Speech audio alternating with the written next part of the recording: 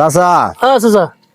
কালকা বাজারতে চিরা আর মুড়ি নিছিলাম বুঝুন। হ্যাঁ আগে তো মুড়ি হাতে বাজতো মাছা চিরা, পরে মনে হয় যে চিরা আছে না, হ্যাঁ। চিরা তো আগে এই যে এর মধ্যে কুড়তো, আমরা ডের মধ্যে দেহের কুড়তো মধ্যে না, করতো। কি মজা লাগছে।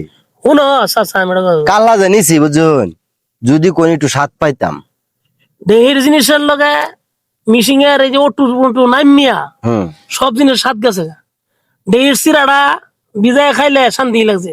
হুম ওই যে আতের মুড়ি যে বাজতো এটা ওর সুস্বাদু লাগতো। এখন সব ওটু মিশিং নাইমিয়া তোমার স্বাদ একবারে গেছে গা। ঠিক হয়েছে।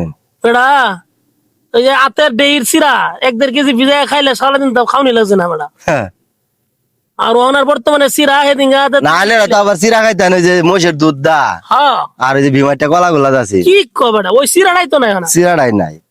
কলা ঠিক হয়েছে। কলা তো মনে করো আছে তাও সেটা নাই, আগের কলাও নাই। আগের কলা আগের কলা আছিল এই মোড়া মোড়া। এক আগের এক কলা না নামে উঠতো।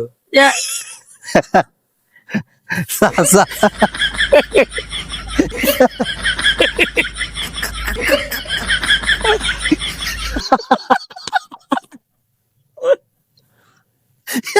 শালা কামড়া কি করলো,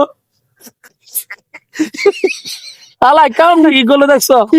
নষ্ট করে কি ব্যস্ত কি কথা কইলো। আল্লাহ।